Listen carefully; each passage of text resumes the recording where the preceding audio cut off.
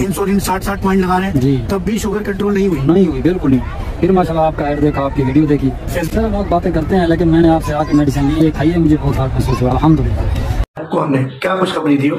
ये है कि सर शुगर मेरी 99% जो है वो ख़त्म की तरफ चली गई है।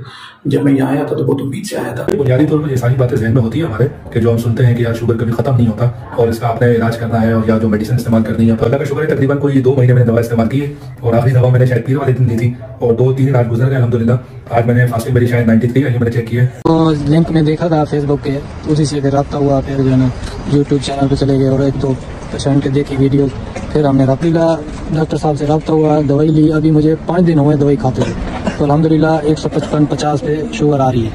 मैंने सर आपकी ये वीडियो वगैरह यूट्यूब और इधर लोगों के पास भी आपका नंबर था, उनसे मालूमात ली, तो उन्होंने बोला कि माशाल्लाह डॉक्टर साहब की मेडिसिन से हम लोग सेहतयाब हो रहे हैं।